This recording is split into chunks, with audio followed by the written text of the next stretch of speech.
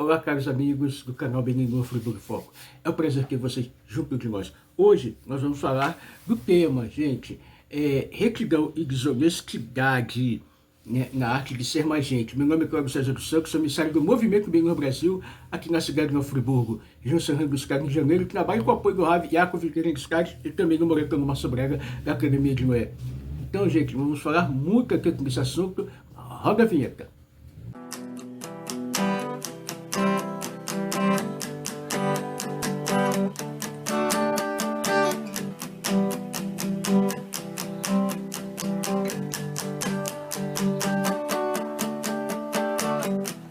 Estamos num tempo limiar, a revelação do grande rei, e a luz do eterno brilhará, e todos os povos vão reconhecer. Então, caros amigos, como estávamos falando, hoje nós vamos falar de retidão e desonestidade. Mas antes, gente, eu quero prestar solidariedade aos policiais do Rio de Janeiro, né, que foram mortos em combate. E essa triste guerra que aconteceu lá na capital do Rio. Gente, triste. Tudo isso, gente, é uma cadeia, né, de coisas que se deixaram expandir. Gente, infelizmente, as nossas autoridades brasileiras, né, são culpadas disso daí. Nós temos que falar a verdade, são culpadas de tudo isso daí. Por quê, gente? Eles deixaram expandir a situação. Seja quem for, seja presidente, governadores, seja juízes, porque se prende bandido, se solta. E a turma de bem, o povo de bem fica à mercê. Gente, eu não moro mais em comunidade, eu morei em comunidade. Fui criança, com 8 anos de idade, 9 anos, se não me engano, eu tive que pular um muro de 2 metros com o braço quebrado. Com o braço quebrado, tive que pular um pulo de... Então a gente vive em cenas de terror no Rio de Janeiro. E só quem conviveu, quem vive, gente, sabe o que é. Então, a gente faz a autoridade brasileira, né, as autoridades brasileiras, principalmente seu presidente, principalmente juízes, né, deputados, senadores, não pode deixar moleza. Não pode. Tem que atuar de forma mais rígida, mais séria, porque está faltando seriedade com a situação. E o cidadão de bem fica vulnerável. Eu, uma criança de 8 anos, 9 anos, com o braço quebrado no campinho de futebol, tive que correr pular o muro. Deus me livrou como criança, Deus me salvou e hoje eu estou aqui. Não moro mais na comunidade, estou aqui. E o povo de bem da comunidade, a mercê, como escudo humano. E vocês tratando pessoas, traficantes, como pessoas que são coitados. Vocês são culpados disso daí. Tá, gente? As autoridades brasileiras são culpadas disso daí. Vamos lá, que Deus tome conta do nosso Brasil, do nosso Rio, e possa dar luz, transformar, ainda tem tempo de se arrepender, né?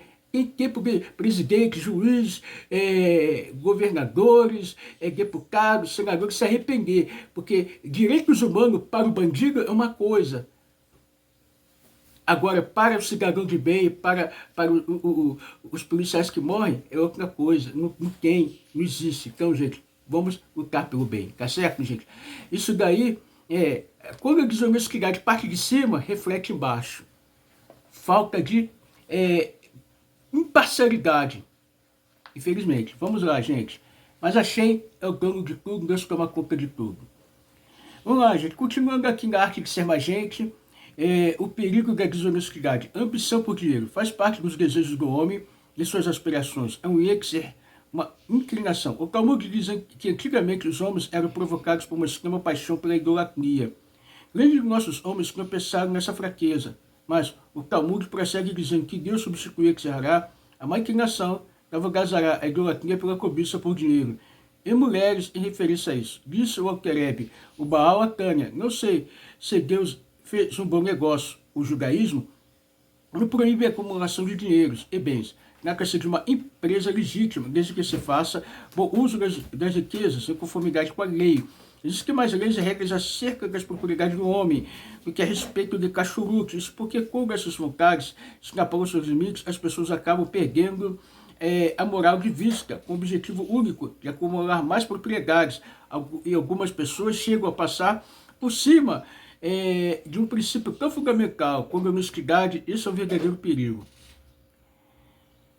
Os textos talmúdicos que demonstram como guiar-se por este mundo, evitando tal risco, continuam extremamente relevantes para nós hoje. Todos os casos descritos no Talmud são aplicáveis e podem ser adaptados ao nosso mundo e ao nosso tempo. Uma análise cuidadosa no Talmud possibilita traduzi-las para uma linguagem atual. Ela será capaz de demonstrar que quando nossos sábios proibiram mascarar as maçãs velhas, por exemplo, é porque eles sabiam que os vendedores desejavam encobrir o fato por línguas e dando brilho.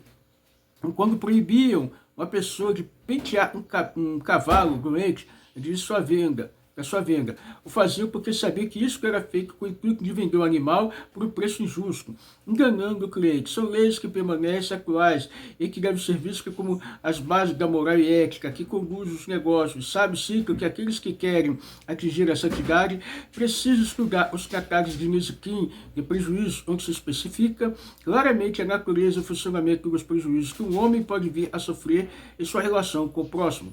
O modo como os comportamentos ao fazer negócios com outra pessoa tem consequências espirituais. A ética dos pais, Pirkei Avot, está inserida no Talmud, no volume de Nezikim, aquele que fala sobre honestidade. É exatamente nessas relações que você precisa de mais moral. Infelizmente, os homens abascados que não respeitam as barreiras prescritas pela Torá tornam-se capazes de cometer inúmeros crimes financeiros.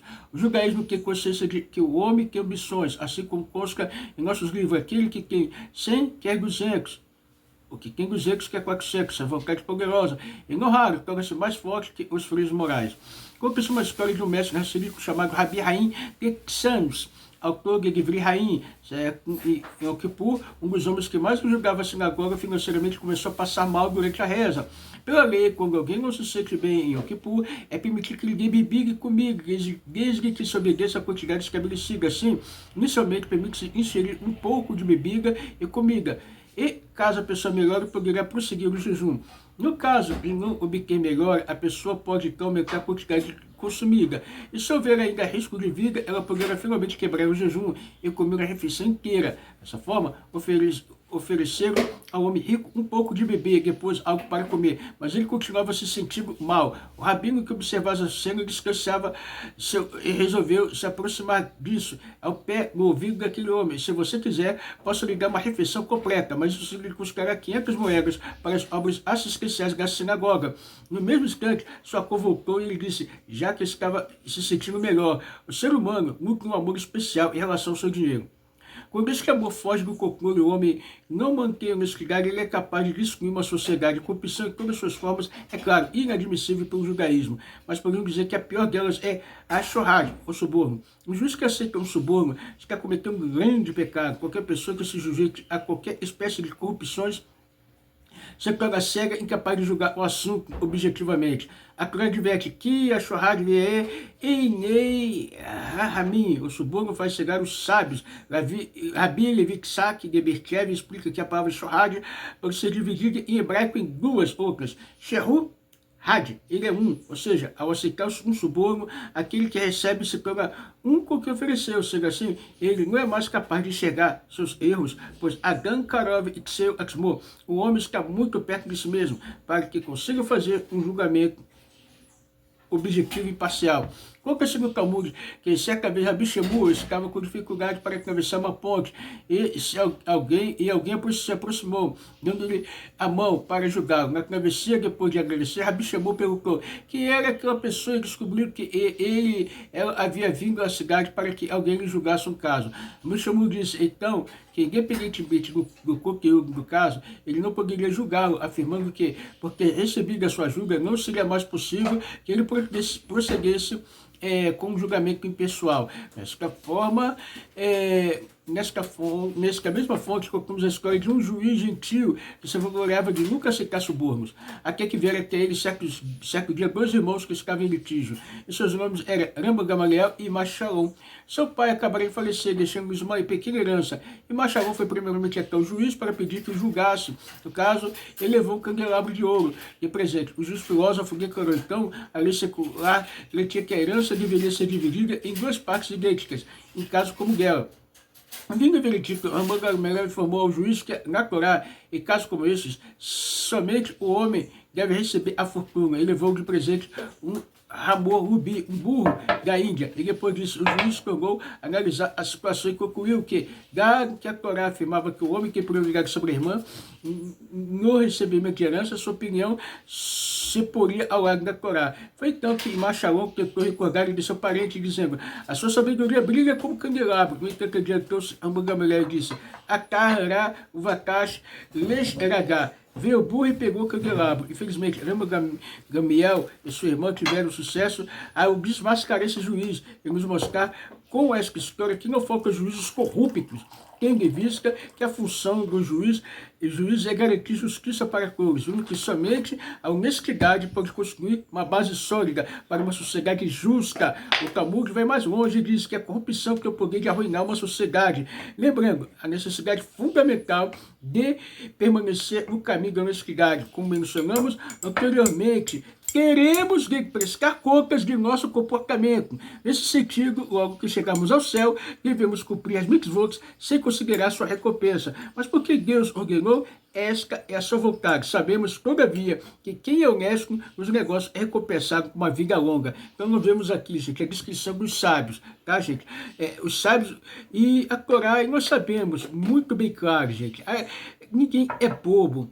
E a honestidade pode construir uma base sólida para uma sociedade, mas a corrupção arruína uma sociedade, gente. Corrupção em todo sentido. Então, gente, o que nós estamos vendo em muitos lugares no nosso Brasil aqui é isso daí, gente. A base da sociedade está sendo destruída por corrupção, ideias maléficas, e que possamos nós orarmos, rezarmos para que possamos não ver discussão das pessoas, mas as pessoas mudarem sua mente, sua cabeça, sua moral e seu caráter. Gente, tudo de bom para vocês. Obrigado. Se vocês gostaram do conteúdo, compartilhe, dê seu joinha, dê seu like, ative o sininho e ajude nosso canal a crescer, nós fazer um mundo melhor. Que Hashem, Deus de Israel, vos abençoe. Tudo de bom. Até a próxima. Tchau, tchau.